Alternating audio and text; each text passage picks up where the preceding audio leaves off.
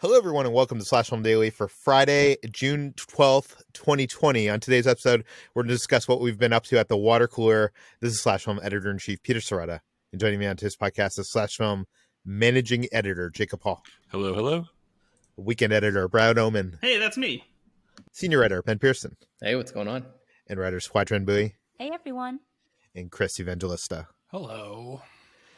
So we're back. We're doing this again for another week. I want to thank everybody that sent in emails about last week's episode and us talking about Black Lives Matters and all that stuff. Got a lot of good, positive feedback on that. We're not going to be talking about that this week. Let's talk about let's start with what we've been doing. I honestly have not been doing a lot this week. You're probably not going to hear a lot from me on this episode of the podcast.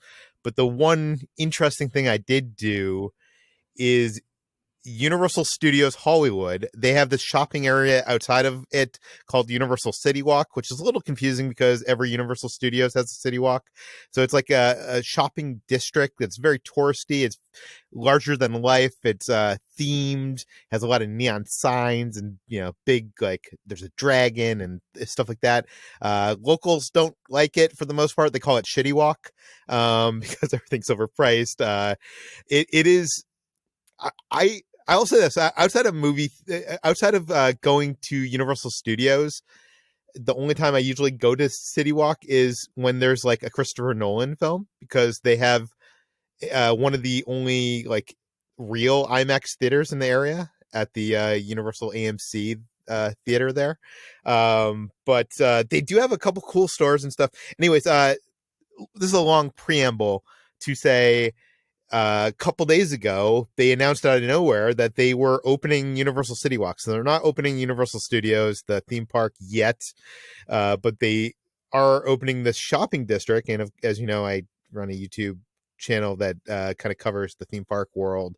So Kitra and I went to Universal Citywalk to check it out and film it for the channel. And I wanted to talk about it here because it's really weird, guys.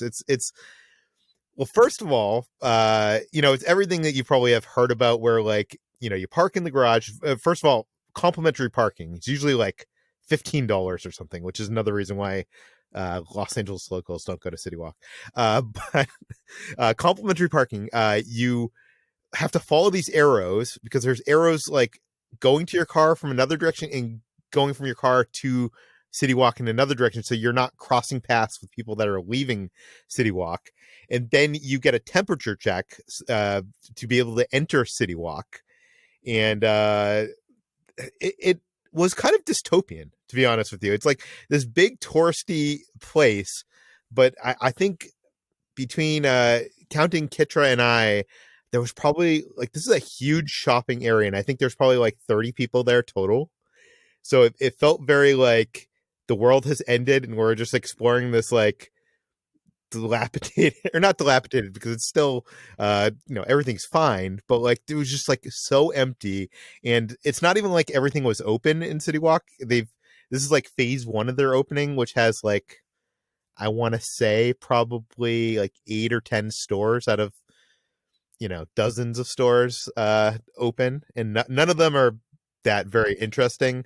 We did eat at and you're walking around the Citywalk, and there's like every few minutes there's an announcement from the Universal Studios announcer over the intercom, like making an announcement about you have to keep your mask on, keep social distance. It just feels very post-apocalyptic and dystopian. It feels like we're living in a sci-fi future world. We ended up eating at one of the restaurants, and this is the first time I've eaten out in over 3 months, I think, at a restaurant. And we ate at Johnny Rockets because that was the most interesting of the bunch that were open. And it was really weird that the waiter came to the table wearing not only a mask, but also a face shield. And I don't know. It's really weird. Like,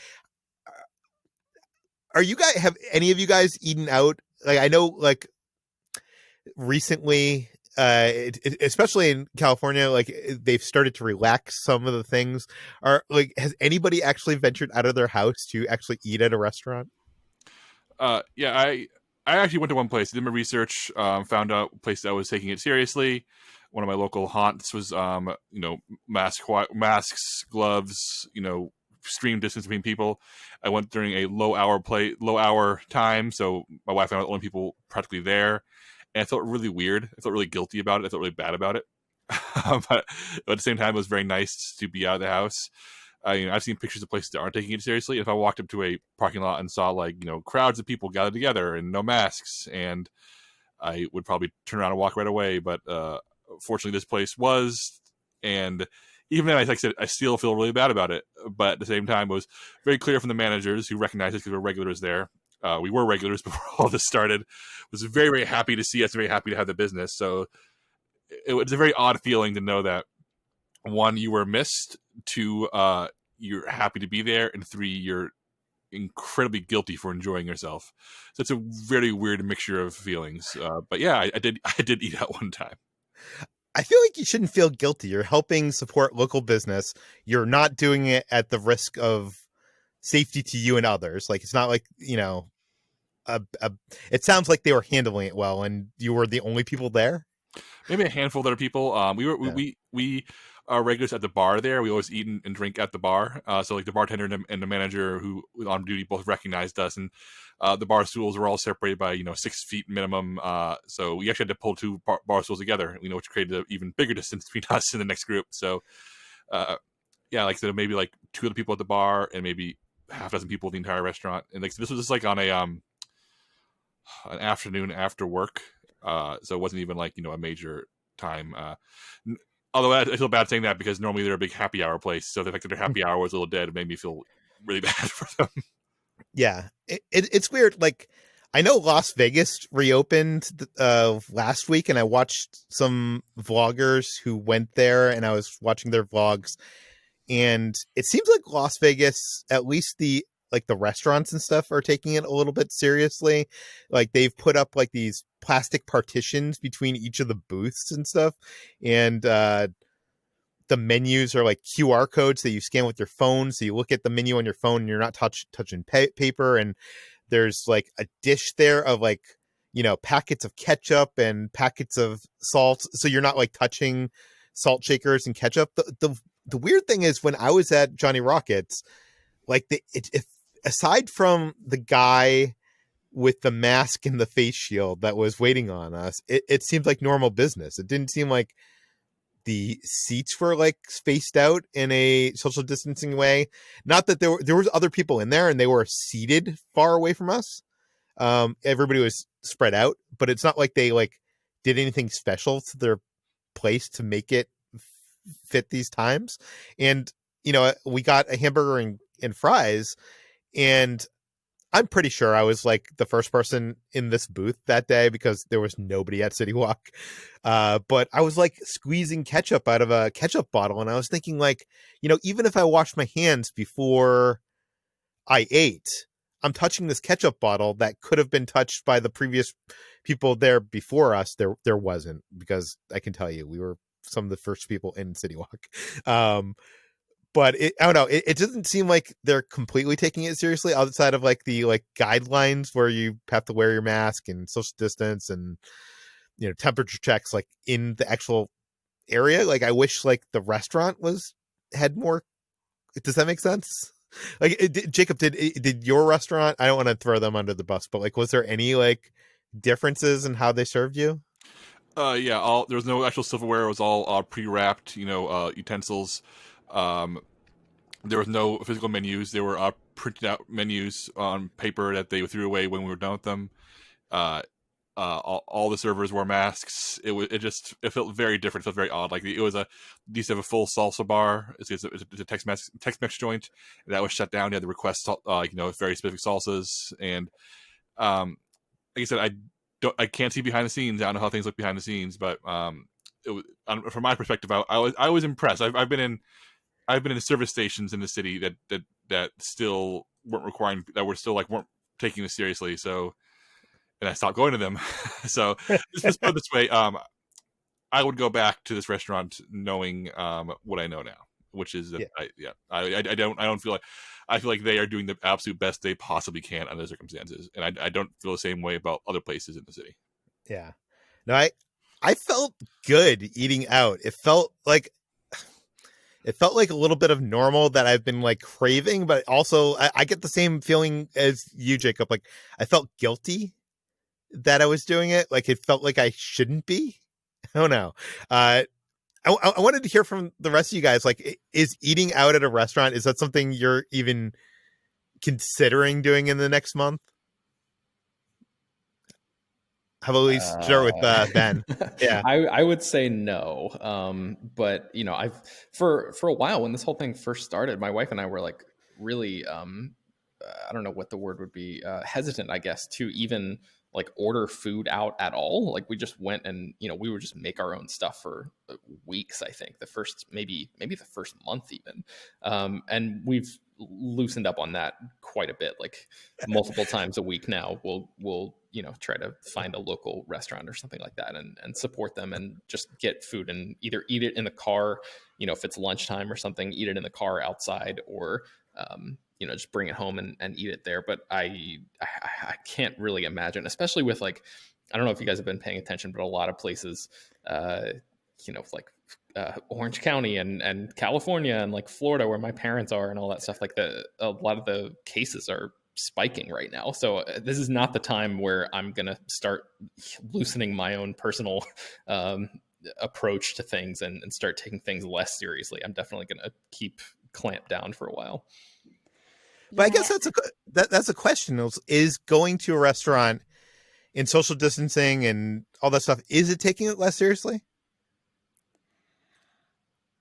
I think I don't know if you're asking the whole group for this, but I do think that I think you can take your precautions when going out and going out of your house and your home and even going to restaurants. It is probably a matter of personal just preference, but people are going, for example, to protests, and it's easier to get tests now for COVID, so they are able to get tested and go out and like social distance. So I think it's not irresponsible to go out, but it is just kind of based on your own personal feelings about it. I just wanted to say that for me, I think it's going to be a while before I want to go out to restaurants. I never really ate out that much while I was in New York anyways, because I was saving money by cooking for myself. I'm a little bit wary too, because of those reports that came out like a month or so ago of how in China, a few restaurants that had reopened, there was some spread of COVID because of the air conditioning circulating, like the air and the spit of people. So it just I feel like it's never going to be completely safe, but as long as, like, you know, you act responsibly and you know, wash your hands, I think it'll be okay for the most part, but still people should be cautious. Yeah. And of course you have the benefit of like your parents are amazing cooks. Yes, they are. Right. Chris, any interests in leaving the house and eating at a restaurant? No. Brad? I have gone just to get takeout and done drive-through stuff, but no, I won't be going to a sit-down restaurant anytime in the near future. Yeah. It's a decision everyone's going to have to make. I don't see myself doing it often, but it was, I don't know, it was somewhat refreshing to be out of the house and consuming a meal, because I've just been here for 3 months. So, okay. Jacob, what have you been doing this week? I just kind of want to plug something I worked on. It was a big project, actually, bigger than I thought it would be, which is we were able to debut a bunch of images of the artwork in miniatures from the new board game Unmatched, Cobble, and Fog. And Unmatched is a board game series that I really love. It's a collaboration between Restoration Games and Mondo Games, and it's one of those games that it has very simple rules. You can teach it in less than 5 minutes. Everybody understands it immediately, but the depth and strategies run deep, and it's incredibly replayable. And I really love it to death. And the basic gist is that it's actually a re-implementation of an old game, that's what Restoration Games does. Is they take older game designs, games have been out of print, and they bring them back. They spruce up the rules, give them new art. They modernize them. And in the case of this was an old game called Star Wars Epic Duels, which is sort of a Star Wars characters fight each other game with a really well liked battle system. But since they didn't have the rights to the Star Wars license, they said, what if we just have like a battle royale between all kinds of characters, both public domain and licensed? So between the various Unmatched sets, you can have like King Arthur fighting Bruce Lee. You can have the Raptors from Jurassic Park fight Alice in Wonderland. There's a Bigfoot versus Robin Hood set. And you can mix and match all of this, and each character has their own deck of cards that sort of powers the game. And each character plays completely differently. So part of the fun is learning the deck of cards, learning how each character plays, and mixing and matching, and learning how to strategize and how to repel certain characters. And it's a really amazing game. Restoration Games did an incredible job on the design, and because it's a Mondo product, the art on each set is incredible. They get like a lot of regular Mondo artists and other acclaimed folks to do all the individual card art, and it looks amazing. Like it's holding cards in your hand. It's like you're not bored when it's on your turn because you're admiring the art in your hand. And Restoration Games reached out to us and asked if we wanted to premiere the new set, Cobble and Fog, which is Victorian genre characters. So it's Sherlock Holmes, Dracula, Jekyll and Hyde, and the Invisible Man. So in theory, I'm very much looking forward to my copy arriving, having a Sherlock Holmes face down the Raptors in Victorian London. And if you go on the /1.com, we'll put the link in the show notes. I have a big interview with one of the game designers, with the art director, and the artist himself. And we talk about all kinds of nerdy things, and about how they balance the game, about the inspiration for the game. They confirm that the licensed Buffy the Vampire Slayer set is coming next. So it's going to be exciting to start adding all that stuff in there. And I'm really hoping we start having more stuff like this on Slash Mike. I know we've always been sort of a film, TV, and adjacent interests. That's why I cover theme park, occasionally video games. We encourage the other writers, if it interests them, to pitch it to us or work on it. So I'm really hoping this could lead to more board game preview stuff, because this was a lot of fun to make. And I can only speak anecdotally, but a number of friends who haven't outplayed Unmatched texted me to say, "Hey, your preview convinced me to go buy this game, so maybe go check it out." It's a really good 2-player game, so maybe if you're stuck home alone with one other person, Unmatched in its various forms is really excellent. And the new set is available through Restoration Games' website right now. It'll be available in stores through regular outlets on the 24th. See, I feel like I would have bought this game already, but the last 3 months not having anybody to play with, and Kitra doesn't like playing board games or card games as much as I do. It's not a kind of game you can play over Zoom, right? Unless both people had a set, I guess. No, I imagine it'd be really, really hard. I mean, it's possible if both people have a set. So you you don't have to worry about card hands and stuff. But I don't know. I imagine it's a better game when everybody has more control over their figures. What is going to happen to tabletop gaming, Jacob? In the next year or two? Because I feel like board game conventions can't happen, because that's a lot of people touching the same pieces of paper. Not that I guess the CDC has recently said that the virus, that is not one of the main ways that the virus spreads, is surfaces, but it still seems like you're in close proximity and you're touching the plastic things and paper things. Yeah, I don't know, Peter. I know that my 2 main gaming stores in town, one of them has shut down its gaming area entirely. All the tables are cordoned off. You absolutely cannot play games there. Or the other one, which is a actual gaming cafe, which makes most of their money from food and people playing games there, has cautiously reopened with tables set far apart and stuff. And you have to bring your own games. They actually don't they have closed off the lending library for now. But even then, I feel like I've been in there a few times during morning hours when I knew they wouldn't be crowded, to spend some money there and support them, because I don't want them to die, because they're a really, really great store. But at the same time, it's I feel like it's way too early to open up am I a hypocrite for thinking it's okay to eat at a restaurant if the restaurant's being careful, but a gaming cafe is not okay? I don't know. That's where I am right now. I guess to be playing games, it's not. Oh, unless you bring your own game, but what's the point?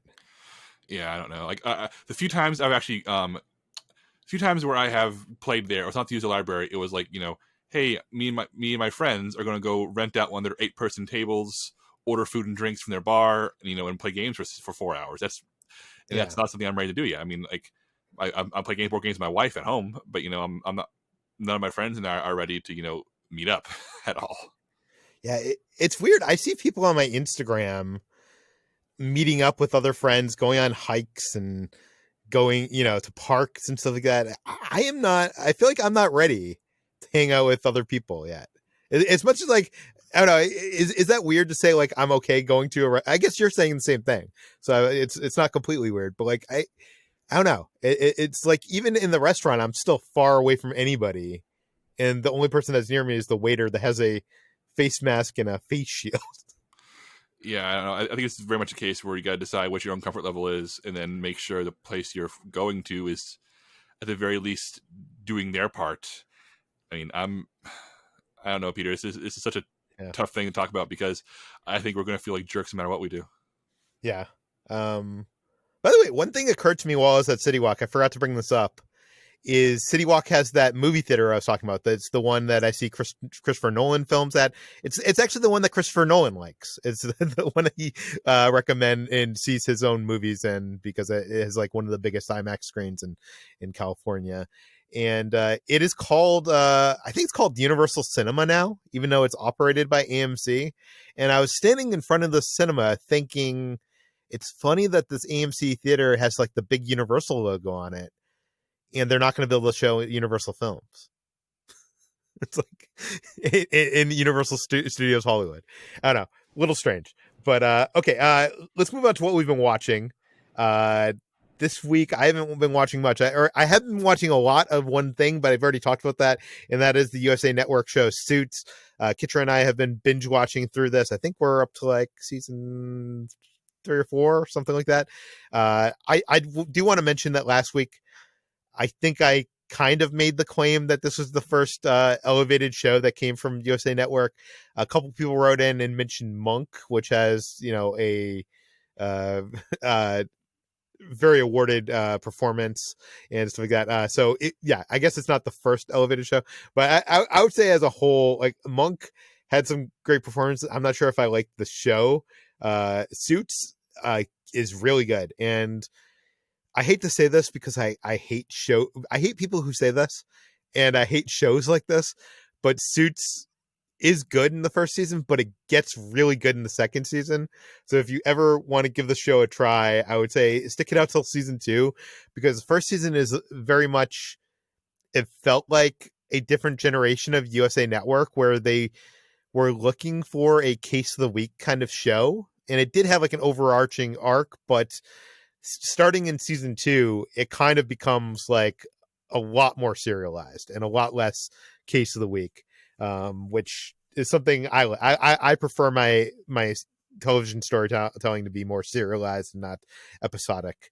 So yeah. Anyways, I just wanted to again recommend Suits. It is great, at least so far, up to like season 4. There's 9 seasons, so I don't know if it falls off the cliff or not, but we are enjoying it. It's I don't know, it's enjoyable. Although I did learn, because last week I admitted that I didn't know that Meghan Markle was married to one of the princes, and you guys made fun of me. Kitra was the one that told me this, and she was telling me more about this, and she was saying that they met in Toronto. The prince was in Toronto, and she was filming or something like that. And I had the revelation that the show that's set in New York City, and there's a lot of scenes of them like running around New York City and the big buildings and stuff. I had the realization that it's all lie, and it's shot in Toronto with some insert shots of New York City. And now every time they're outside, that's all I can think about, is that it's not New York City. It's actually Toronto. Anyways, a lot of shows shoot Toronto for New York. That's not like unique or anything, but for some reason I had assumed that Suits was actually shot in New York. So it was kind of like a change of my point of view of watching the show. But Jacob, what have you been watching this week? This week has been a pretty minor week for me. I watch a lot of crap. I'll get to that in a second. But in terms of things you should watch, I watched Cape Fear on Netflix. This is the 1991 Martin Scorsese movie. And I watched it because Chris wrote about it in his streaming column. So thank you, Chris, for bringing to my attention that Cape Fear is streaming there. this was famously the movie that Steven Spielberg was going to direct, and ended up swapping with Scorsese, who was making Schindler's List. So they traded projects, and this is such an interesting movie because it's an Amblin production. Spielberg is a uncredited producer on it. Kathleen Kennedy and Frank Marshall are producers on it. And it's one of Scorsese's like most outwardly commercial projects. It feels so unlike him at times. It is a horror thriller about a man named Max Cady, played by Robert De Niro, who was let out of prison and goes to get revenge against a lawyer who intentionally lost the case to ensure he go into prison because the lawyer realized he's a bad guy. And the lawyer's played by Nick Nolte here. And this is a remake of the 1962 film with Gregory Peck, except that it sort of dirties up the morals. And that movie is about like a bad guy going after, a good family. And this one, the good family is not so good. And there's, a lot of icky things happen. There's a lot of violence against women, both on screen and implied. So your mileage may vary if this is a movie for you to watch. But it's very much a Silence of the Lambs, that kind of early 90s style thriller. Not as classy or as good as Silence of the Lambs, but, sort of in that vein. And De Niro is going crazy in his performance. Nick Nolte kind of, this was a good subtle counterbalance to him. But other than Max Cady being like a Bible spouting villain and the threat he provides becoming increasingly biblical, it doesn't feel much like a Scorsese movie. He's clearly having fun here. He's clearly leaning into his B-movie side. I think this and the Shutter Island are the two times where Scorsese goes full pulp. And I think it's successful in both times, but also those movies don't always feel as personal to him. In the same way, like, any other movie do. This is wedged between Goodfellas and The Age of Innocence, two films that I think are masterpieces, and this one is merely okay. I think more people are familiar with the episode of The Simpsons that parodies this movie like vividly, more so than the movie itself. And I think it's good. I think that if you're a Scorsese fan, it's worth seeing him, in the early 90s, making a movie that, because Spielberg told him this movie will be a box office success. This is a audience movie. You should make it and get a hit under your belt, which he did, and it was a big hit. But it hasn't had the longevity of his movies that were perhaps more controversial or less accessible at the time, but have lived longer lives. I think it's good. It's scary. It's creepy. It has a lot of really good moments. Chris, where do you think this falls on the Scorsese scale for you? I mean, it's pretty high up there for me. It's got some really great set pieces. The whole De Niro strapping himself under the car when they try to escape him, which is like 100% impossible, but it works in the movie. And that whole sequence where they're trying to trap him in the house and he gets the one up on them. But you're right in that it doesn't really feel like a Scorsese movie. It actually feels a lot like a Spielberg movie, which I always found really fascinating. Like, there are shots in this movie, mostly like establishing shots where you can see the visual effect clouds rolling over the house and stuff like that look very Spielbergian, very like Close Encounters. And I'm pretty sure Scorsese was doing that intentionally, since they swapped the movies and him and Spielberg are really good friends. And it's almost like this is Scorsese making a Spielberg movie, but of course, because he's Scorsese, it's 10 times more violent and brutal than anything Spielberg would ever make. But I really dig it. I think it's a really entertaining yet nasty movie, and it's definitely over the top at the time. Like, the entire ending on the boat is very over the top, and Robert De Niro basically turns into Freddy Krueger at that point because his face gets all burned up and he starts like speaking in tongues, and it's so much. But I don't know, I enjoy it because I can tell Scorsese had fun making it, and that's like, that fun comes through the film, even though it's not really a fun movie. You can tell he enjoyed like the freedom of making this sort of studio picture where he was able to. I forget how big a hit this was, but I think it's like his second or third biggest moneymaker of all time. So it was a big deal for him. Yeah, it made close to 100 million domestically. I think it was big enough to inspire Simpsons episodes. Here's my question for the group: how many of you have seen Cape Fear? How many of you have seen the season 4 episode of The Simpsons that recreates this movie beat for beat with Sideshow Bob as Max Cady? I've seen both, and the Simpsons episode is definitely more famous, more remembered. But yeah, I also think Cape Fear is great. I saw Cape Fear, but I'm still a Simpsons virgin. I still have not seen a single episode of that show. I haven't seen either. I feel like if you polled a bunch of millennials, like people our age and younger, more people would know like strapping yourself under a car from The Simpsons than from Cape Fear, which, and I don't know how I feel about that. I feel like it's one of the best episodes of comedy ever made. The episode of Simpsons is in the top 10 episodes of all time for that show. But at the same time, I feel like it's really overshadowed in the movie in some pretty major ways. But Jacob, I don't think that's like limited to Cape Fear not being a remembered movie, because if you look at like the episode of The Simpsons that takes on Citizen Kane, I think most millennials would probably remember that over or would be able to connect the dots with that than the actual movie Citizen Kane. I'm always curious about that, because like I remember when I was growing up, a lot of I was really into The Simpsons as a kid, and I remember like seeing The Simpsons, and then later I would watch movies and be like, oh, that's where The Simpsons got that from. And I'm very curious how many people like my age had that same experience, where they experienced The Simpsons reference before they realized it was actually a reference to something. Yeah, absolutely. That is my life. Yeah. Well, that's Cape Fear. It's on Netflix. Like I said, if you're one of the people who are trying to be a Scorsese completionist, it really is worth your time. Even though it feels like a bit of a outlier for him. In terms of new movies, I watched Confessional. This is a new Shudder original, streamed on the Shudder streaming service. It is a different kind of found footage movie. It is essentially about two college students who are dead. One from drowning in a swimming pool, one from an apparent overdose. And somebody has set up a confessional booth somewhere unspecified to interview people who knew them for some kind of art project. And the entire film takes place in this confessional booth, with the 7 people being interviewed, in which you slowly realize that the person who's running this installation is not making a tribute. They're essentially interrogating people to try to figure out what happened, to try to piece together how they were murdered.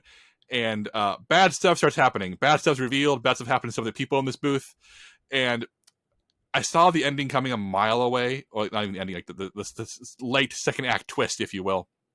And I don't think it's as clever as it thinks it is with its reveals. But the structure is really interesting, and the performances are mostly interesting. And the idea of a found footage movie that's less about shaky camera and more about people confessing or trying to avoid confessing to you, the audience, because they know they're cornered and trapped in this booth, ends up being genuinely. I keep saying the word interesting because it's interesting. I can't say it's a great movie, or maybe it's a pretty good movie, but I was never bored by it, and I was always interested in the mystery, even when I felt like I was a step ahead of it. I just wish that more people would, if you're gonna make a found footage movie, try to do something unique with it like this, and try to create a structure that makes you a participant in the action and keep you guessing. That's Confessional, streaming on Shudder. But most of my week was watching episodes of Bar Rescue on the Paramount Network. I've talked about the show before. It is a nightmare of trash. It is the worst kind of reality TV. But goodness, once you start watching Bar Rescue, it's kind of hard to stop. It's like a bag of chips. You're just like, I'll have one more chip. It's like, nope, I'll have one more Bar Rescue, because Paramount Network shows 2 things. They show episodes of Bar Rescue, and they show commercials for season 3 of Yellowstone. And that's literally it. That's all they ever show. And I made a mistake of saying, I'm going to record all the Bar Rescues this week. I'm just going to hit record on my DVR and let it record everything, and I'll have a backlog of junk to put on the background while I do chores and while I paint miniatures. And it turns out that when you do that, you have like 30 new episodes of Bar Rescue a day. Not that many, but you know what I mean. And so I've just been having Bar Rescue on, trying to work through that backlog, realizing this is unsustainable. Eventually, I'll have to stop watching. Eventually, I'll have to stop recording them all, because there's just too many. There's thousands of episodes of Bar Rescue, apparently. And they're all the same. They're all John Taffer, a very loud bar expert, walks into a crappy bar and yells at everybody about how crappy they are. And by the end, it's like, we fixed everything. Thank you, John Taffer. Your yelling helped us a lot. Then you Google the bar and realize it's shut down 6 months later anyway. So that's the cycle of Bar Rescue. And I watched too much of it. And you should not watch Bar Rescue, because you'll be like me and get addicted to it. And it's bad for your health. But here I am, watching like 3 episodes of Bar Rescue a day, because God help me, I can't stop.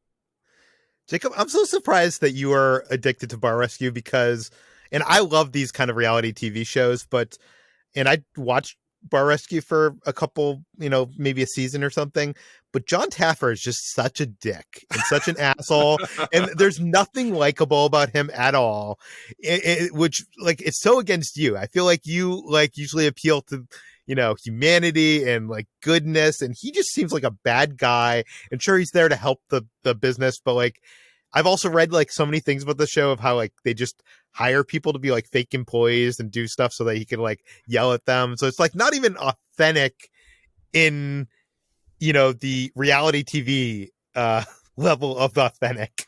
I prefer Restaurant Impossible with Robert Irvine, which I know isn't about bars, but it's about restaurants. And he comes in and he actually genuinely seems like a good guy. It does deal with a lot of the same like issues of people that have problems and their life problems have gotten in the way of the business, and him coming in to not only help them revamp their business and find a way to make it profitable, but also change their lives and make them better people, which I feel like you would appeal to you more. I have seen several episodes of Restaurant Impossible and I like it. The big difference is that there are 2 seasons of Restaurant Impossible available on Hulu right now. And there's like, I think 16 episodes total, whereas there are approximately 53,000 episodes of Bar Rescue playing constantly between Yellowstone ads on Paramount Network. So, okay, Brad, what have you been watching? So we talked a little bit a while back about Dave, the FX series. It's available on Hulu. And a friend of mine had been imploring me to watch it because he really liked it a lot. He's a big Lil Dicky fan. And I've enjoyed his comedic rap stylings as well. And so I've been interested to check out the series. Finally took the time to do so and watched it over a couple days this week. And this series really is fantastic. It's better than I thought it would be. Dave Bard is or Dave Bird. Yeah, Dave Bird is really funny in it. And I mean, not only is he is legitimately a clever, sharp rapper, but he's very funny in this show.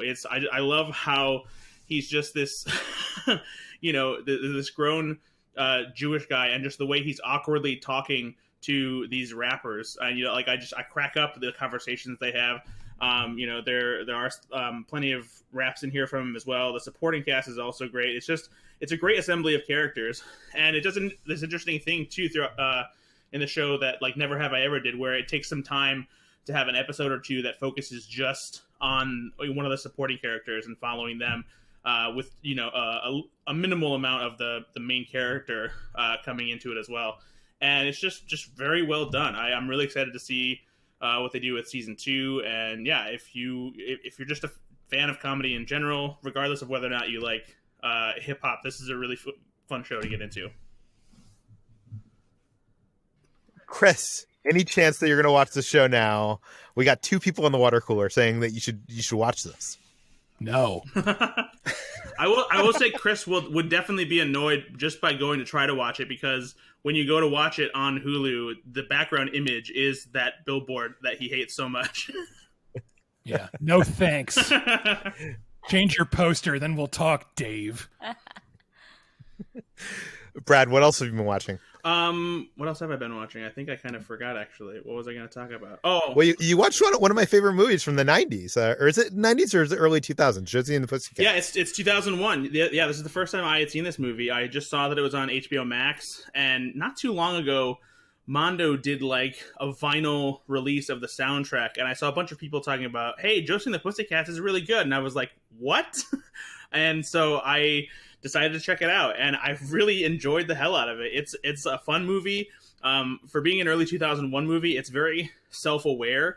It has kind of the same comedic style as Zoolander, except instead of mocking the fashion industry, it does it with the music industry and really takes aim at like the crass consumerism that boy bands and pop stars and all that stuff brought to music. And it's not as if consumerism and whatnot hasn't been part of the music industry forever, but there's something about the late 90s, early 2000s where it was just overboard. And so Josie and the Pussycats is like rife with endless, giant, tacky product placement that's like, just satirizing the hell out of it. And everyone's so great in this movie too. Rachel Lee Cook is Josie. This is really the one role that Tara Reid is actually good in, and I think it's because she's kind of playing an exaggerated version of herself, someone who's kind of ditzy with her head in the clouds. Rosario Dawson's also in this. Alan Cumming, Parker Posey. There's a boy band in the movie that's played by Breckin Meyer and Seth Green and Donald Faison. and his name is escaping me, but it's the guy who plays the foreign exchange student in Can't Hardly Wait. And this movie's from the same writing and directing duo. So if you haven't seen Josie and the Pussycats, if you've sat here thinking that it's just like, no way, like this is dumb. This movie is really fun, and you should definitely go watch it on HBO Max. The filmmakers behind this, Deborah Kaplan and Harry Elefant, Yes. They have directed some good comedies. A Very Brady Sequel is hilarious.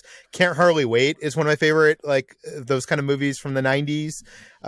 They also did like one of the Flintstones movies, I think. Yeah, they did the shitty. They did the shitty sequel. Yeah, and then I think some bad movies since then. And I'm learning right now that Kaplan was married to Breckin Meyer. Well, I didn't know that. There you go. Yeah. Okay. Anyway, sorry. What else have you been watching? And then my girlfriend and I rewatched When Harry Met Sally. We just felt like watching something familiar and heartwarming and funny. And man, I just love this movie so much. This is definitively 100% my favorite romantic comedy of all time. When you watch this movie, you realize just how every romantic comedy since has tried to live up to When Harry Met Sally. So many of the things that we find to be cliche about romantic comedies today come from When Harry Met Sally. But like they all come up short no matter how good they are, just because this movie is perfect. Every single scene is just tight and crisp, and the dialogue is so clever, and it has so much rich character development every single scene just by the way they're talking to each other. Like just the dialogue is so eloquently written. And so, you know, it's just one of those movies where it's hard to improve upon how great it is, no matter how often they try. And every single time I watch it, I fall in love with it all over again. And it's, you know, it makes me wish that, Billy Crystal was still doing stuff, not necessarily like this, but just that he was still doing movies or TV shows or something very often, because he's so charming and funny in this movie. It also really bums me out that Meg Ryan isn't really around anymore, especially now that, you know, Hollywood has started to give better roles to women as they get older in their career, and I feel like she could really still do some great stuff if she had stuck around for a little bit longer. But yeah, this movie is directed by Rob Reiner. It's written by Nora Ephron, which is a big part of the reason why it's so good as well, because she's an incredible writer and she's been responsible for great romantic comedies herself. So yeah, if for some reason you haven't seen When Harry Met Sally, this is the definitive romantic comedy. Is Meg Ryan not around anymore? I didn't even know this. I mean, I guess she hasn't really done anything. So if she's doing stuff, I haven't seen it or heard of it. Yeah, I guess 2016 is the last time that she kind of did something, and it was a directorial. Major movie I remember her being in was The Woman, which wasn't very well received. Yeah. H.A., you are a resident rom-com person. Where does When Harry Met Sally rank in the best of the best? I basically agree with Brad. It is the best of the best. It's just an all-timer of a rom-com, and Meg Ryan and Billy Crystal are so charming. The dialogue by Nora Ephron is so musical. Rob Reiner gives this wonderful autumnal sheen to this entire film, and it's so warm and cozy, like all the sweaters that they wear throughout the film. And I also adore it completely. So yeah, I completely agree with everything Brad has said. And yeah, it's such a great movie. And it's kind of funny too, because it's one of the few movies that appeals heavily to male viewers as well as female viewers. Like so many rom-coms that are considered the greats are very just considered like not as classics as When Harry Met Sally, but When Harry Met Sally somehow is able to transcend that gender barrier, which I think is really interesting. Yeah. Okay, let's move on to Chris. Chris, we bugged you earlier about seeing Dave. We actually have a surprise for everybody. You actually did watch Dave. I did, but it was a completely different Dave. I watched the Kevin Kline movie, Dave, which is now streaming on Hulu. For those who don't know, this is that film where Kevin Kline plays a guy who just happens to look exactly like the president, who is also played by Kevin Kline. And when the president has a stroke, Kevin Kline steps in to pretend to be him. It's a very funny, very charming movie. It also is a movie that feels like science fiction now, because it's about people in politics who actually care about stuff and want to change things for the better, which doesn't happen anymore because everyone involved with politics is a monster. But in this movie, there are good politicians, and it's a warm movie. It's a funny movie. Sigourney Weaver is in it. She's very good. Kevin Kline is great. It's a delightful little film. I haven't seen it in a few years, so I wanted to rewatch it because it's now on Hulu, and I did, and it's good.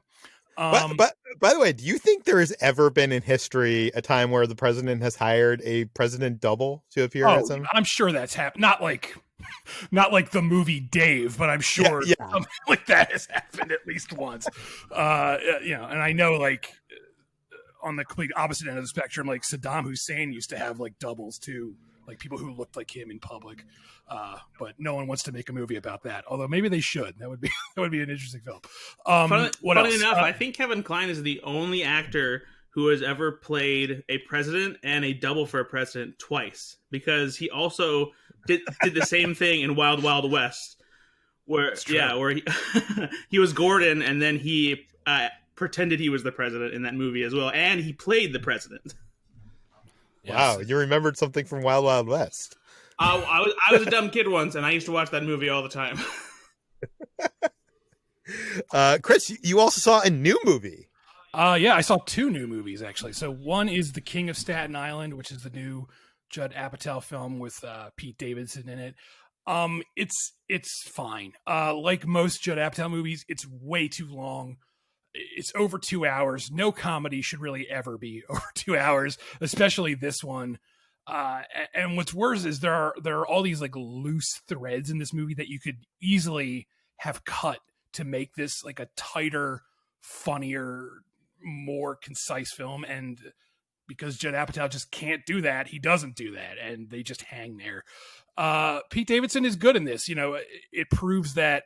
You know, I don't think Pete Davidson is very good on SNL because he's not a great live performer. He's one of those people who just constantly breaks, and while that can be funny sometimes, it, you know, if you're doing it all the time, it kind of indicates that you're not really cut out for live stuff like that. But you know, when he's acting like in this, he's good, and Marissa Tomei is really good in this. Bill Burr is surprisingly great in this, but the movie itself is just sort of so. I didn't really enjoy it the way I've liked some other Apatow films, but you know, your mileage may vary. Where does this rank in like the Apatow filmography, like the films he's actually directed? Man, I mean, I haven't seen every single film he's directed, but this would be very close to the bottom for me based on the things I've seen. Like, this is not. Is it better than Trainwreck? I don't think I've actually ever seen Trainwreck. So Trainwreck's really good. I'm not sure where that's coming from. Right. I like Trainwreck, but I think that's probably not one of his best films. I mean, considering he's only directed, 6 movies? Is that right?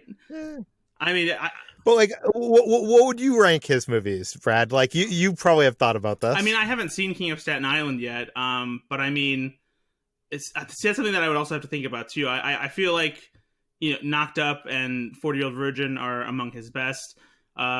This Is 40 is probably the worst. Funny People somewhere in the middle, and Trainwreck is above that. So you're putting Trainwreck in the middle. Yeah, right in the middle, because it's not his best, but I think it's still a really good movie, largely thanks to, you know, Amy Schumer and Bill Hader just being great together. Yeah, I'm curious to watch this, but Chris is bringing me down, saying it's not going to be good. So. I didn't say it was not. It's fine. It's the very definition of a fine film. It's very forgettable. Once it's over, you'll never think about it again. Let me put it like that. Chris, I was excited about a new movie. There was a new movie for once. Where can we see this, anyways? This is available to rent, I guess, on everywhere, like iTunes and Amazon and things like that. I got a screener of it.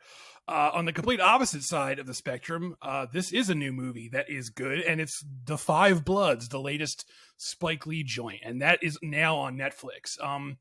This is also a long movie. It's like 2 hours and 30 minutes, but unlike the King of Staten Island, it sort of earns that runtime, and this is a really good movie. I don't know if I would say it's like one of Spike Lee's best movies, but Spike Lee is one of those filmmakers who never really makes a quote unquote bad movie. He's always doing something interesting, but this was pretty damn good. Delroy Lindo, especially, who is one of those actors who's always good and stuff, but this is probably the best performance of his career. He has this long monologue near the end of the film where he's talking directly to the camera, which is something Spike Lee has done many times before. He did it in 25th Hour. He did it in Do the Right Thing. And, you know, he does it here. And it's just, it like took my breath away of how great the performance is through the whole movie and this one scene in particular. So that is now on Netflix. I highly recommend that. Also on Netflix, Twister. I think Brad said he watched this last week, and I watched it too. I love Twister. Twister is a very stupid movie. Oh my God. What a painfully stupid movie this is. The script is just abysmal, but it's so much fun. Bill Paxton and Helen Hunt are a delight together. Philip Seymour Hoffman is a lot of fun. I love Carrie Elways as the evil tornado hunter. Like, I don't know why this movie needed to have villains in it, but it does. Like, and you know they're villains because they all drive black vans, and the good guys have like the more down to earth rusty vans that, you know, they don't have corporate sponsorship. It's so dumb. It's so stupid, but it's so watchable and fun, and it's fun. It's so much fun. It's very entertaining, and you know, most of the effects really hold up. You know, even though this was like 1996, I think the effects are very solid. You know, those twisters look mostly real, and again, it's not high art, but it's an entertaining movie. You know what I like? I feel like if they remade this today, it would have to have like higher stakes where like a city is in danger from a twister and they have to stop it or something stupid. It's like, not that there isn't stakes in this movie, but it's not, you know, I feel like to make a special effects movie today, you would need to, the world would have to be in danger. Geostorm, but then they basically kind of did that without the Storm Chasers with Into the Storm. And I mean, in this movie, Twister also makes sure that the twisters are personal because they kill Helen Hunt's dad and then they come after her aunt.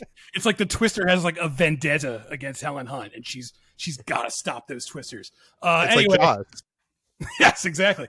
And then finally, I watched Palm Springs. I got a screener of this. This is a movie that played at Sundance, and Ben saw it, and I seem to remember this was like a really hot ticket at Sundance, and the first time Ben tried to see it, he didn't even get in because they like oversold the screening or something like that. Is that correct? That is correct, yeah. I remember like a lot of people were just like furious, like, how dare you, Palm Springs. Anyway, this is fun. I don't think it's fantastic. It's another one of those, you know, Groundhog Day time loop movies where, you know, someone relives the same day over and over again. And it does have some clever twists on it. There's just some plot threads that don't quite work. Like there's this entire subplot with J.K. Simmons. I won't, you know, spoil what it is, but I don't think it works at all. And I was like, why is this in the movie? It shouldn't be here because it's like distracting. But, you know, it's a fun, entertaining film. Andy Samberg is really good in it. The lead actress, whose name I don't have in front of me right now, it's Kristen Milioti. Yes, she's good in it, and you know it's got some good laughs, and it does some clever things with the time loop element. So yeah, it's worth a watch. This will be on Hulu at some point this month. I don't know the exact date, but July 10th is when it's scheduled for release. So yeah, that's going right to Hulu, and I think it's going to drive-ins too. So take your pick. And so that's all you've been watching. Ben, what have you been watching this week? I really only watched one movie that I think is worth mentioning. It's a film called Stay Tuned from 1992. Has anyone here ever seen this by any chance? I love this as a kid. You know this movie? Okay, I literally never heard of it before, and I stumbled across it on Amazon Prime Video. Has anybody else seen it? I have this, and Mom and Dad Save the World. I always get confused because they like came out at the same time, and they have like the same sort of premise, and they're both not good. Yeah, I think I actually think I've only ever seen bits and pieces of both, and like Chris, I always confuse them too. I actually kind of had fun with this movie, like having no idea of really what to expect, except for this is a movie where people get sucked into a television, and it came out in 1992, and it stars John Ritter and Pam Dauber from Mork and Mindy. I guess I had my expectations set pretty low.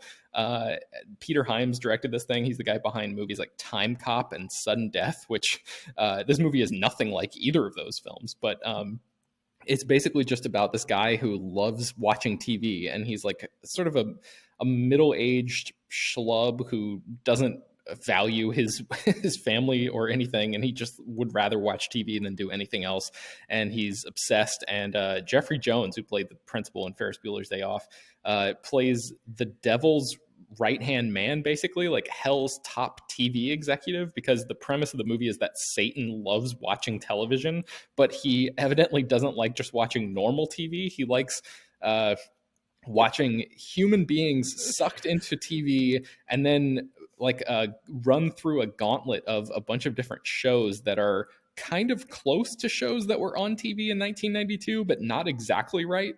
So this whole thing is like a satire of TV, like, and it's TV and movies too. There are parts where the characters get sucked into this TV and basically they just hop channels throughout the whole film as they're trying to figure out their way out of this scenario. And if they can survive for 24 hours, they get released back into the real world. So it's a really goofy premise. It's actually a pretty goofy movie as well. But I think I just came away being pretty impressed with like how much movie is crammed into this thing. It's only 88 minutes long, but there are tons of locations and costume changes and different styles that are employed as these characters jump through these channels. And Eugene Levy is in this as like an ass-kissing demon underling who works for Jeffrey Jones's character. Eric King, who played Dokes on Dexter, is really young in this movie, and he plays this ambitious intern who's looking to try to basically knock Jeffrey Jones's demon off of his perch. You never actually see Satan in the movie, which I found slightly disappointing because the movie just paints him out to be like, or basically it lays him out to be like this being who's just like constantly watching TV. And I just really wanted to see how the movie would actually visualize that. Like, what kind of TV does Satan watch? But the movie never really goes there. But it's super, super cheesy. Really, really. I have a hard time recommending it with a straight face, but I do feel like the premise is really interesting and would be a perfect candidate for a modern remake. If another studio or something could get the rights to all of the different IP that are, that make up the popular TV shows and stuff like that are on the air right now, and could have characters jump into those worlds, which sounds like a pretty an uphill battle for any studio to be able to do that. But I think the results could be really, really cool. So there's definitely some cringeworthy stuff in here, but I, at the end of the day, kind of found myself loosely enjoying Stay Tuned. So that's on Amazon Prime Video if you want to check that out. And I think what you didn't mention, unless I missed it, is that some of these TV shows, or many of these TV shows, are kind of like parodies. So like there's like Three Men and Rosemary's Baby.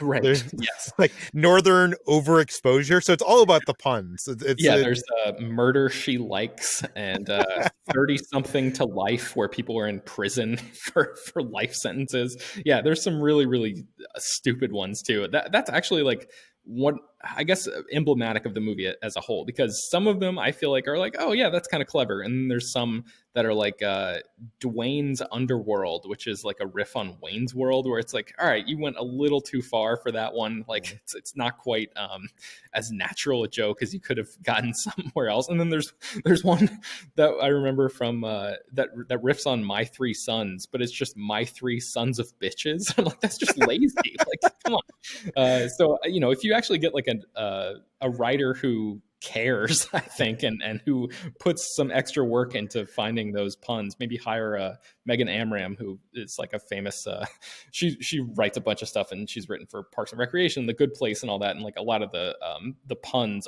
in the background on The Good Place are sort of attributed to her. So maybe get her to write a Stay Tuned remake. I would watch the hell out of that. Yeah. I'm not sure if I would recommend this, but I enjoyed it as a kid. And I do feel like there's something here. Like I remember a few years ago, they had that movie Grindhouse, which was Quentin Tarantino and Robert Rodriguez. They made these fake Grindhouse movies. And in between it, they had these trailers like made by like Edgar Wright and Eli Roth. And I remember for a few years, people loved these trailers. Like, what was the trailer? Like Thanksgiving?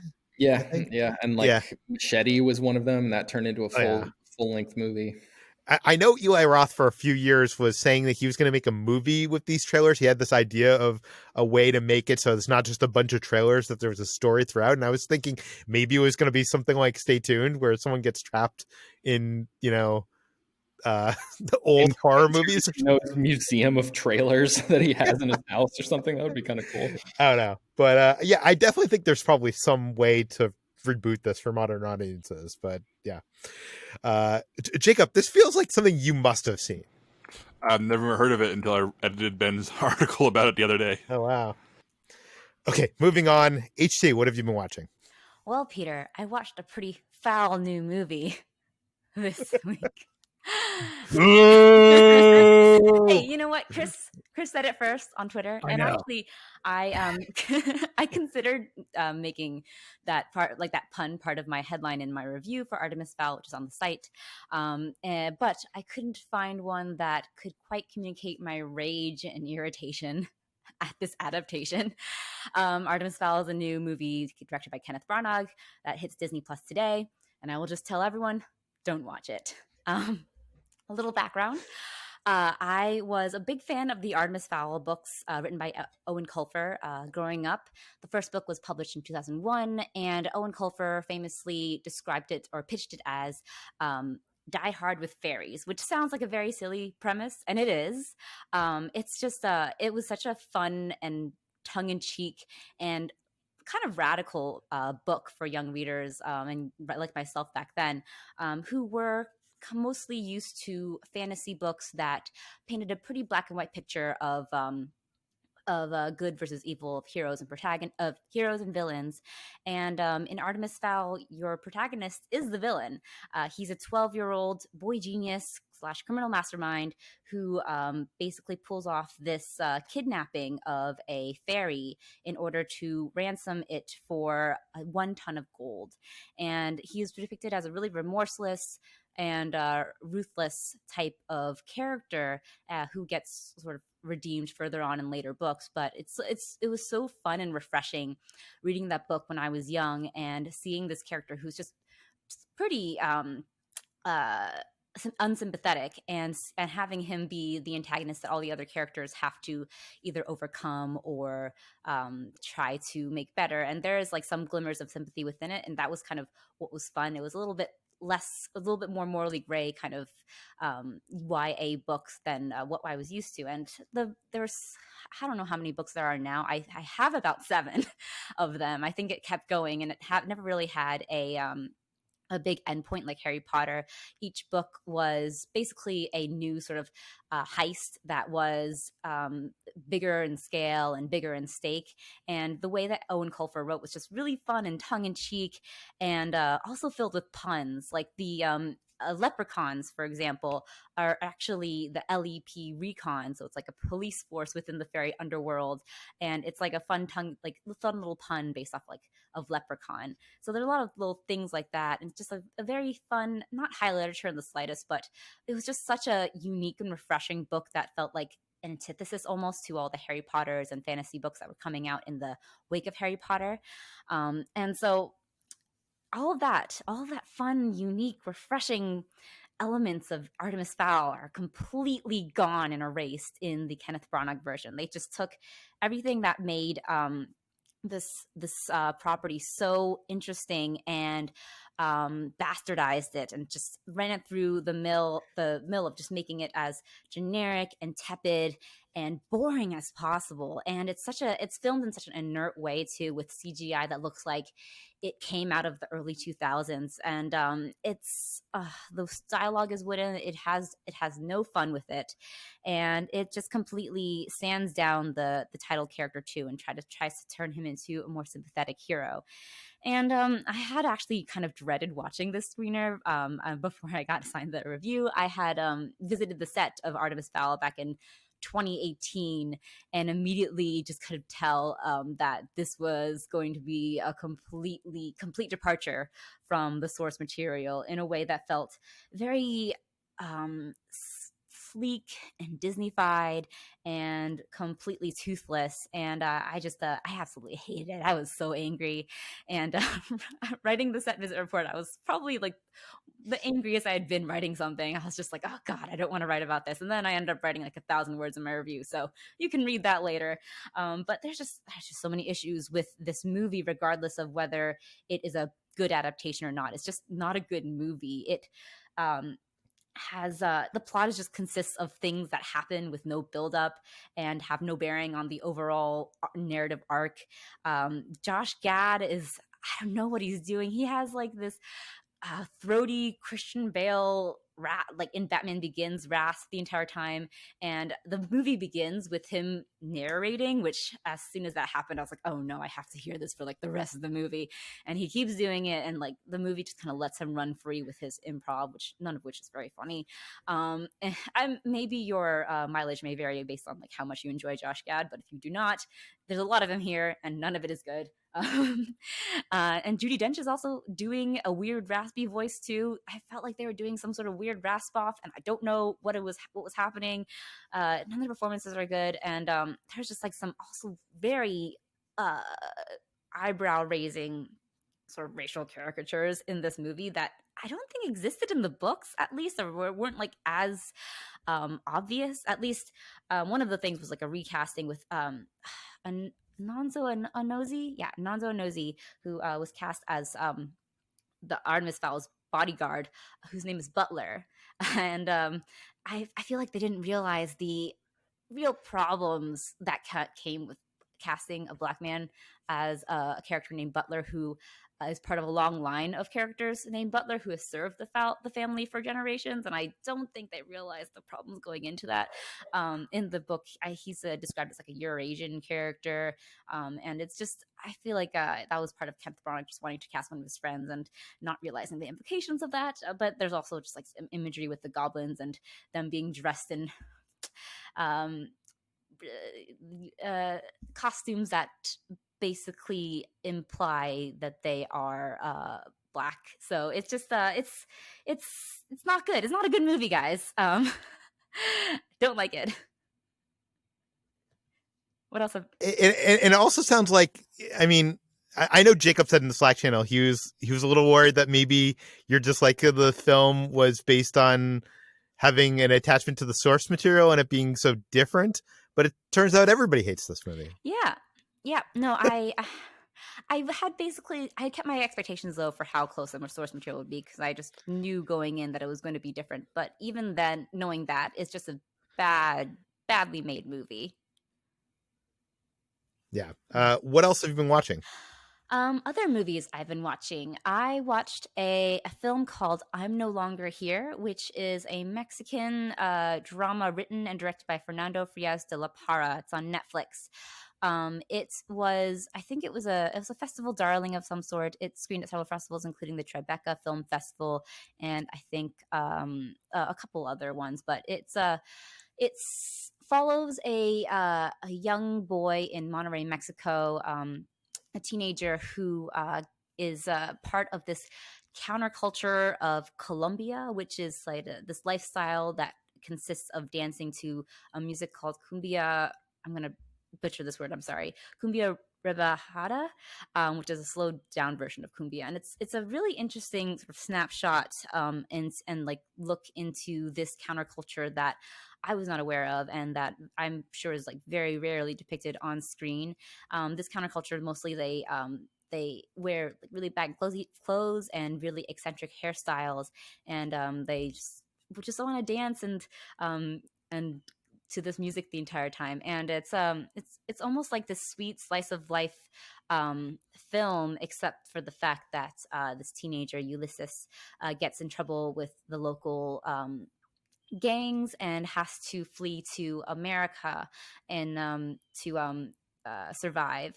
And he ends up in New York City, where he tries to build life for himself, but he is really isolated and feels just very alienated because of like his love for this music that no people, even like the people of the Mexican communities that he hangs out with can really understand. And it's really kind of meandering and sweet little cultural snapshot of cultural identity. And it's a wonderful film, and I really enjoyed it, and it has like this great energy and rhythm to it, and it kind of reminds me of less of like immigrant dramas, but more just of those kind of journeys of self-actualization that you see in almost more white dramas like Frances Ha or something. And I really like this film quite a bit. That's I'm No Longer Here on Netflix. And I also watched Lust Caution, which is the Ang Lee movie from 2007 starring Tony Leung and Tang Wei. This is the movie that famously is one of the most erotic films, I think, of all time. I think it's on several of those lists. It's got slapped with an NC-17 rating, and I think it got the lead actress banned from acting in China for a bit just because of her participation in the abundant sex scenes in this film. It's based off of a 1979 novella by Eileen Chang, and apparently inspired by the real life life of a Chinese spy named Zhang Pingru, who attempts to assassinate a Japanese collaborator. And so it's set in 1930s, 1940s Hong Kong, and it follows a group of university students who attempt to stage an assassination of a Chinese official who's working for the puppet government ruled by the Japanese army. And it's an espionage film that is incredibly sensual. It ends up the students end up using the most attractive member of their group to try to seduce this official and trap him. But it's also incredibly long. It's about 2 hours and 39 minutes, and I have to say, like, even though it's famous for being like one of the most erotic films, I think they could have cut back a couple of the sex scenes. I actually enjoyed the first half of the film a little bit more, where it was a lot of moody sort of espionage with the sensuality, sensual undertones were there, but they weren't quite as explicit as like the second half of the film. But it ends up being more of like a riff off of like a sexy riff of Hitchcock's Notorious, the film starring Cary Grant and Ingrid Bergman. And I always enjoy a sexy Notorious riff, but and I think that like it's a really sumptuously shot and richly made film with some great performances from Tony Leung and Tang Wei. But yeah, I could have cut back a couple, even at the point that just like towards like the third or fourth like explicit sex scene. I was like, all right, the plot's kind of slowing down a little bit, guys. But it's a beautifully made film, and it's streaming now on Netflix. Very cool. Okay, let's move on to what we've been eating. Brad, what have you been eating this week? Tried some new treats. There's a new flavor of Pringles yet again. Both Pringles and Oreo. It seems like they have new flavors all the time. This one you can only get in Walgreens, and it's a sweet corn flavor. And I actually really like it a lot. It's the buttery flavor definitely comes out first. And then you get the sweetness that does resemble that of sweet corn if you had it corn on the cob. It also kind of reminds me if they made like a popcorn flavored Pringle, which would be something that seems useless because if you want popcorn, maybe just have popcorn. But at the same time, if you want sweet corn, maybe just have sweet corn. But I always just like trying these weird flavors. So yeah, this one's actually a pretty good one, a unique flavor that they haven't really given to a potato chip before, at least not that I have seen. So that's only at Walgreens. You can get that one. I also found this different flavor of Swedish fish that are based on crushed soda flavors. So they're the little mini Swedish fish, and they have orange, strawberry, pineapple, and grape. And they don't really have the same kind of like carbonated soda flavor that you get when you get gummies that are created from various soda flavors, or even like jelly beans that have soda flavors. But they're still pretty good if you like Swedish fish. It's a nice change of pace from the regular flavor and even the other tropical flavor and artificial fruits that they have. And then this isn't really necessarily anything special, or at least it won't seem like it, but I got a root beer float from Arby's, and it's whatever, because root beer floats, you can get them at a lot of different places. Usually they're really only good if you get them out of like a nice frosty glass mug. But for whatever reason, I don't know if it was just because it was hot on this particular day or if I was just craving one after I heard it, but this was such a good root beer float. And part of me thinks it's because it seems like that they use soft serve ice cream in it so that the ice cream dissipates in the root beer, not super quickly, but quickly enough that after a few minutes, it's basically like you're drinking a root beer float milkshake, which is awesome. And it reminded me of, actually, there was a while back, like a few years ago, Burger King had a Dr. Pepper milkshake. And I love that so much. And I was really disappointed when it was taken away. But the way Arby's makes their root beer floats and how quickly the ice cream mixes with the root beer is the closest, basically, that I've seen to getting something akin to that. And it was just really good. So if you want a nice, cheap, quick root beer float and you don't have like a drive-in kind of restaurant anywhere near you, I would say go get a root beer float from Arby's. I would have never thought that Arby's root beer float would be something you'd recommend. I didn't Brad. think so either. And it's, I saw that they had them and I was like, well, that's weird, but whatever. And I was craving one and tried it. And here we are today. Yeah. Okay, let's move on to what we've been playing, Jacob. Besides Unmatched, the board game you mentioned, or the card game you mentioned earlier, what have you been playing? I fell back into playing Cities Skylines, which is a city building sim game that came out in 2016. Since then, they've released a whole bunch of expansions, and they were part of a humble bundle package where you go on for a good cause, buy a bunch of games for a reduced price. So I was able to get all the expansions for like $18. I've been playing it again. This game's really good. I'm not sure if I have the patience to commit to it in a way that the best players probably would. But like SimCity, it's kind of like what you want out of a modern day SimCity game. You start with a bunch of land, you build roads, you zone land for residential, commercial purposes or industrial purposes. You build out the water and piping networks. You make sure your electricity grid is okay. You manage tourism. You build bus stations and build bus routes. And eventually you're trying to run an entire city. You can micromanage taxation on various areas. You can create different industries and based on what's available in the land. And I feel like I have a pattern with it. Where I start a new city, I play it for about 2 to 3 hours, reach a point where I realize my traffic is a nightmare and I don't know how to fix traffic, so I start over with a different city. If you are listening to this and you play City Skylines and have a good tip for building good traffic routes and for building highways effectively, please let me know, because all my highways are a disaster and never fixes my traffic problems. But yeah, I enjoy playing City Skylines for 2 to 3 hours at a time, realizing I would never be a good city planner, and quitting and then playing again the next day.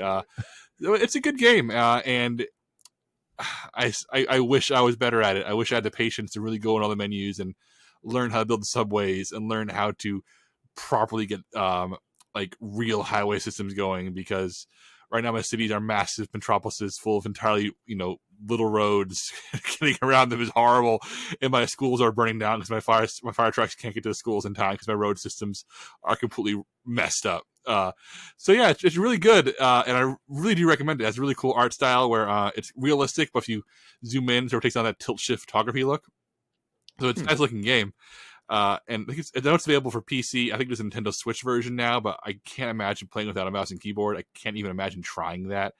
But yeah, it's really good. And if you play it and have good tips, let me know. Email this show. It feels like you like building the city, but you don't like dealing with the problems involved with running a city. All my problems can be solved by a good highway system, which I don't know how to build. It's always a mess. How accurate do you think a game like this is to, like, if a real city planner played this, would he run into the same problems you're running into?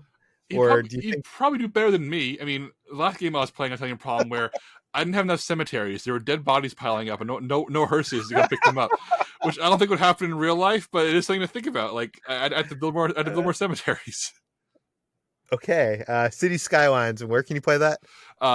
PC and Nintendo Switch, but like I said, can't vouch for the Switch version. Okay. That brings us to the end of today's Slash Film Daily. You can find more of all of our work at slashfilm.com. You can find this podcast on iTunes, Google, Overcast, Spotify, all the popular podcast apps. Please feel free to send us your feedback, questions, comments, concerns to us at peter@slashfilm.com, and rate and read this podcast on iTunes. Tell your friends, spread the word, and we'll see you on Monday. Peter, I'm not going to wait this time. I've opened up the Gargantuan Book of Insult, Offense, Interferory, Sharp Retorts, Riposte, Caustic Quips, Imply, Put Down, to the Louis A. Saphian, and nothing you can say or do will stop me from reading from this book today on page 281. Jacob, the bodies are piling up in your city. You need to go fix that. I think that's more important than this joke book. No, Peter, this is no laughing matter. This is a joke book. All right, page 281, Egotists. Peter, success hasn't changed him one bit. He's the same stinker he always was. Okay. Success hasn't changed Peter one bit. He's the same stinker he always was.